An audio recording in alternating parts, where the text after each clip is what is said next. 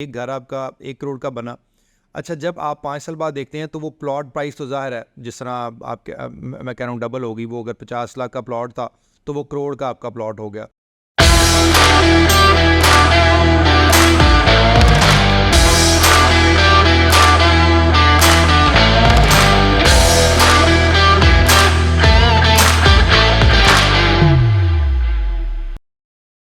अस्सलाम वालेकुम दोस्तों, मैं इमरान फैज़ हूँ और आप हमारा यूट्यूब चैनल और फेसबुक चैनल देख रहे हैं इमरान फैज़ ऑफिशियल के नाम से। दोस्तों, हम आपकी रहनुमाई के लिए और आपकी गाइडेंस के लिए एक सीरीज़ शुरू करने जा रहे हैं, where to invest and where not to invest. दोस्तों, ये सीरीज़ आपको बहुत हेल्पफुल साबित होगी इस सिलसिले में कि आप कहाँ पे इन्वेस्ट करें और कहाँ पे इन्वेस्ट ना करें। उसकी वजह ये होती है कि हमारे बहुत सारे दोस्त, बहुत सारे क्लाइंट्स, बहुत सारे हमारे जो इन्वेस्टर्स होते हैं, उनके पास एक अमाउंट तो आ जाती है, लेकिन जो बंदा जहाँ पे काम कर रहा होता है वो वही मशवरा देता है कि आप बस इसी में इन्वॉल्व हो जाएं। टेक्निकल ग्राउंड्स पे कोई लॉजिकल, कोई आपको उस तरह की कोई बात बताना क्या कि वो जगह आपके लिए ठीक है नहीं है, वहाँ पे आपको इन्वेस्ट करना चाहिए या नहीं करना चाहिए। तो वो बहुत सारी ऐसी फेक इन्वेस्टमेंट्स या बहुत सारी ऐसी जगहें जहाँ पे आप लंबे अरसे के लिए फंस जाएँ, या इवन बहुत सारी ऐसी जेन्युइन जगहें जहाँ पे आप ले बैठे हैं और with the passage of time जब आप 5 साल बाद, 10 साल बाद, 8 साल बाद कंपैरिजन करें तो आपको लगे कि नहीं, इसकी बजाय अगर मैंने किसी और जगह पे इन्वेस्ट किया होता तो शायद वो ज़्यादा फ्रूटफुल होता। तो इसलिए दोस्तों, ये सीरीज़ जो होगी को 8-10 प्रोग्राम पे मुश्तमिल होगी, जिसमें आपको हर प्रोग्राम में बताया जाएगा कि कौन सी एक पॉकेट अच्छी पॉकेट है और कौन सी पॉकेट जो है वो मुनासिब नहीं है। मुनासिब का मतलब ये नहीं है कि वहाँ पे हो नहीं सकता, अल्टीमेटली वहाँ पे भी ग्रोथ होती है, लेकिन कंपैरेटिवली कम ग्रोथ होती है। तो हम बस आप दोस्तों से यही शेयर करेंगे कि जहाँ पे बेहतरीन ग्रोथ आपको फ्यूचर में हो सके, उसमें आप इन्वॉल्व हो। तो आज सबसे पहले जो हमारा टॉपिक है वो घरों का टॉपिक है। देखिए, बहुत सारे हमारे जो दोस्त होते हैं, क्लाइंट्स होते हैं, उनके लिए बड़ा आसान होता है कि वो एक घर लें और उसको बाय करें और एक किराएदार वहाँ पे आप रख लें, उससे आपको रेंटल वैल्यू आती रहे और with the passage of time आप after 10 years, after 20 years, after 15 years जब आप किसी को बता रहे होते हैं कि ये चीज़ मैंने 50 लाख की ली थी और आज वो 5 करोड़ की हो गई है, या एक चीज़ मैंने, लेट्स सपोज अगर हम आज से 20 साल पीछे चले जाएं तो ऐसे ही होता था कि जी ये चीज़ मैंने देखें 20 लाख की ली थी और आज वो 10 करोड़ की होगी या 8 करोड़ की होगी, what ever is the price. तो वो ऑब्वियसली बहुत अच्छा फ़ील करते हैं और उस वक्त तक तो वैसे ही एक नस्ल ग्रो कर चुकी होती है, तो उनको लग रहा होता है कि जी ये हमारे पेरेंट्स ने, ये हमारे बड़ों ने ये प्रॉपर्टी ली थी, तो वो बहुत ग्रो। घरों की इन्वेस्टमेंट बिल्कुल भी ठीक इन्वेस्टमेंट नहीं है।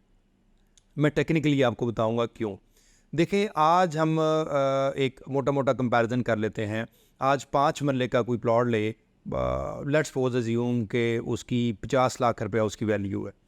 अच्छा, 50 लाख वैल्यू का आप एक प्लॉट लें, उसके ऊपर आप कंस्ट्रक्शन करें, 50 लाख रुपया आप कंस्ट्रक्शन अंदाज़ा लगा लें, 1 करोड़ पे आपको कॉस्ट कर गया। या आप अगर चलें घर लेंगे, कोई घर बना के नया देगा तो आपको 1 करोड़ 10 लाख का, 1 करोड़ 20 लाख का घर दे देगा। फ़िलहाल आप उसको मिनिमम रखें जी, आपको 5 मरले का घर 1 करोड़ का कॉस्ट कर गया। वर्सेस आप अभी हम कंपैरिजन उसको प्लॉट की मद में करते हैं कि आप वो 5-5 मरले के 2 प्लॉट ले लें आप। अच्छा, 2 प्लॉट ले लिए, वो 50-50 लाख के 2 प्लॉट ले लिए, वर्सेस आप एक घर ले लिया। अब ऑब्वियसली आपने उसको रेंट आउट करना है। मोटी मोटी अगर आप फिगर डिटरमिन करें तो 1 करोड़ के घर में जो ब्रांड न्यू घर है, आपको 30 से 35 हज़ार रुपया उसका किराया आता है, और ये मैक्सिमम किराया है। 0.5 नहीं आएगा, 0.3, 0.3.5 आपको इन बिटवीन इसका किराया आएगा। बहुत सारी जगहों पे 0.25, 0.2 भी है, लेकिन चलें हम उसको मैक्सिमम रखते हैं। जब आप कंपैरिजन करेंगे तो आप ये देखेंगे कि अब हम उसको अगर 5 साल बाद देखेंगे तो मिनिमम भी मेरा ख्याल है कि किसी एवरेज सोसाइटी का भी अगर हम मिसाल लें तो बीच में रिसेशन भी आएगा, कई दफ़ा बूम भी आएगा, कई दफ़ा रियल एस्टेट बहुत स्लो हो जाती है, कई दफ़ा बहुत स्पीड हो जाती है, लेकिन 5 साल का टाइम फ्रेम एक रीज़नेबल टाइम फ्रेम होता है। 5 साल बाद अगर आप उसको देखेंगे तो वो जो आपके 2 प्लॉट होंगे 50-50 लाख वाले, जो कि आपने 1 करोड़ रुपए जहाँ इन्वेस्ट किया होगा, मेरा ख़्याल है मिनिमम वो आपके 1 करोड़ वाले जो प्लॉट होंगे वो 2 करोड़ के हो जाएंगे। 2 करोड़ के नहीं होंगे, अगर बड़ा रिसेशन रहा होगा तो हो सकता है कि वो आपके 1 करोड़ 80 लाख के हों। चले जी, आप उसको 1 करोड़ 80 लाख रुपया लगा लें। एट द सेम टाइम आप दूसरी जगह पे आएँ तो घर वाली जो पोजीशन है, आपने 50 लाख का एक प्लॉट लिया और 50 लाख का एक प्लॉट लेके आपने उस पे घर बनाया और घर आपने उसके बाद रेंट आउट कर दिया।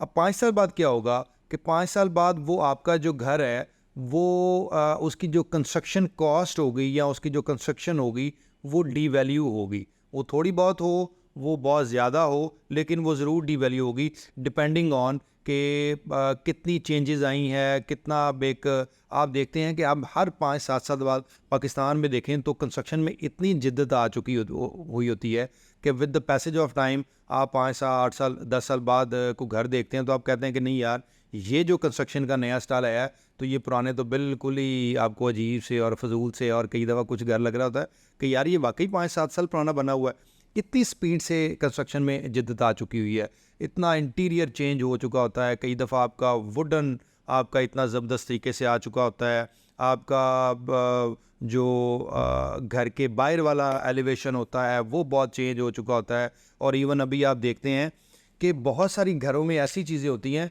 जो नई आ रही होती हैं और बंदा कहता है कि ये तो 10 साल पहले इंट्रोड्यूस ही चीज़ नहीं हुई थी कि जो अभी आ रही है। और इसी तरीके से हम वापस आते हैं उस पे कि जब आप घर का कंपैरिजन 5 साल बाद करेंगे तो एक घर आपका 1 करोड़ का बना। अच्छा, जब आप 5 साल बाद देखते हैं तो वो प्लॉट प्राइस तो ज़ाहिर है जिस तरह आपके मैं कह रहा हूँ डबल होगी। वो अगर 50 लाख का प्लॉट था तो वो करोड़ का आपका प्लॉट हो गया, करोड़ रुपया वो हो गया। अब आपकी अगर 50 लाख रुपया कंस्ट्रक्शन कॉस्ट है तो कंस्ट्रक्शन कॉस्ट आपकी डी वैल्यू होगा। अगर बहुत अच्छी कंस्ट्रक्शन भी होगी तो आपका 40 लाख रह जाएगा।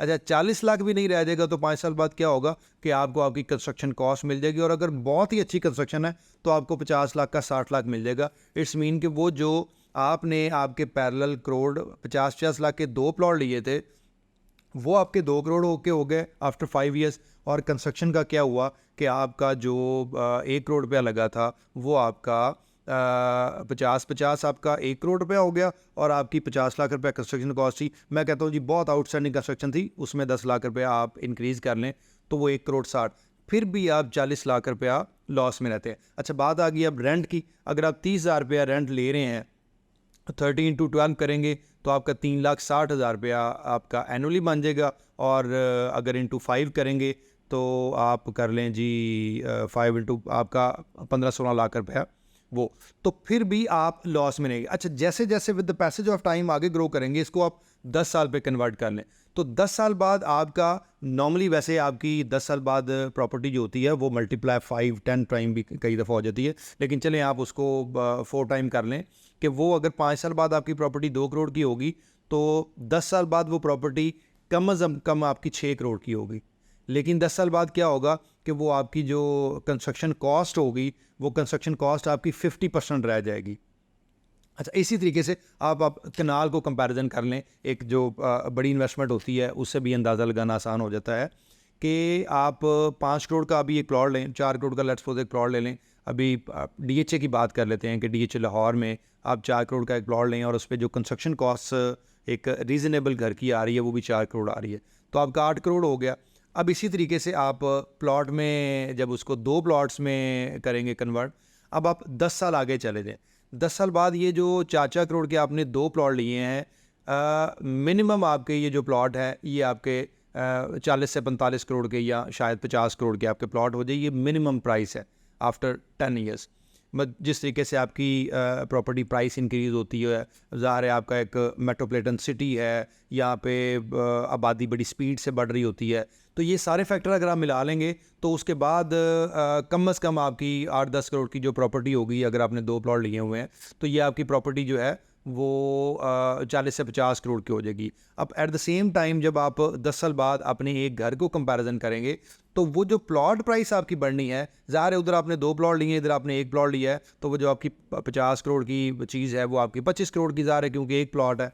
अब कंस्ट्रक्शन कॉस्ट की अगर बात करेंगे तो 10 साल बाद आपको जो कंस्ट्रक्शन कॉस्ट होगी, ज़ाहिर है वो कंस्ट्रक्शन कॉस्ट एक्चुअली बहुत बढ़ जाती है 10 साल बाद। लेट्स सपोज अगर आज 4 करोड़ की कंस्ट्रक्शन कॉस्ट हो रही है तो हो सकता है कि 10 साल बाद वो 10 करोड़ की कंस्ट्रक्शन कॉस्ट एक कनाल पे चली जाए, क्योंकि अगर आप 10 साल पीछे चले जाएंगे तो ऐसे ही है, आपकी एक कनाल की जो कंस्ट्रक्शन कॉस्ट है वो आपकी गालबन 70-80 लाख में आपकी कंस्ट्रक्शन कॉस्ट बिल्कुल आराम से कनाल का घर बन रहा था। क्योंकि मुझे इसलिए याद है कि 2012 में मैंने DHA में अपना घर बनाया था, तो वो मुझे 42 लाख में कॉस्ट किया था। तो ज़ाहिर है वो अगर आप कनाल में कन्वर्ट करेंगे तो आपका 80-85 लाख रुपए में आपका एक कनाल का घर बन जाता है।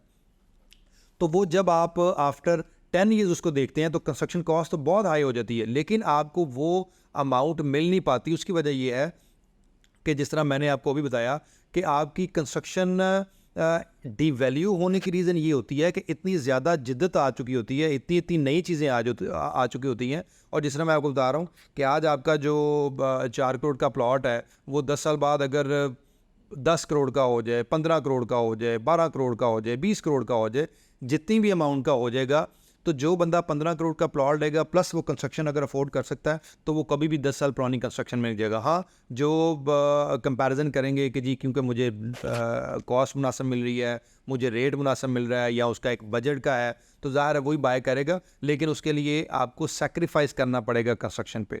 तो इसीलिए घर कभी भी, अच्छा रेंटल वैल्यू की आप कंपैरिजन कर लें तो कनाल के घर में आपको जो रेंट आ रहा होता है वो गालबन 8-10 करोड़ के घर पे आपको जो रेंट आ रहा होता है वो 3 लाख रुपए आ रहा होता है, 2.5 लाख रुपए आ रहा होता है, 3.5 लाख रुपए आ रहा होता है। तो वो भी अगर आप मिला लेंगे तो वो भी 1.5-2 करोड़ रुपया इंप्रूव होगा आपका विद इन 10 ईयर्स।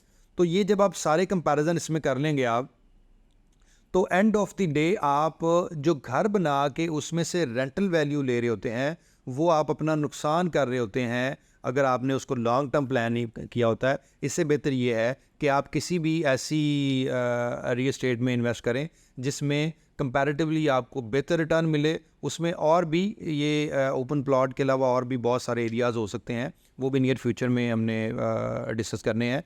आज का मेन जो वीडियो बनाने का मकसद ये था कि ये दोस्तों को बताया जाए कि आप घर में अगर इन्वेस्ट करेंगे तो अगर आप 10 साल बाद कंपैरिजन किसी भी और जगह से, किसी भी ओपन लैंड से, किसी भी ब्राउन लैंड से, किसी भी कमर्शियल लैंड से जब आप कंपैरिजन कर रहे होते हैं तो आपकी जो कंस्ट्रक्शन हो रही होती है वो डिवैल्यू हो रही होती है, और आपकी कोई भी प्लॉट प्राइस जो होती है या कोई भी कमर्शियल बिल्डिंग या कोई भी कमर्शियल शॉप वो उसकी अप्रिसिएशन हो रही होती है। तो इसलिए डोंट इन्वेस्ट इन हाउसेज़। ये आज का मेन एक वीडियो थी आपको बताना कि अगर आपके पास मैक्सिमम बजट है या मिनिमम बजट है तो रेंटल के लिए और कमर्शियल जगह हो सकती हैं और सेक्टर शॉप्स हो सकती हैं और चीज़ें हो सकती हैं जिसमें आप इन्वेस्ट कर सकते हैं।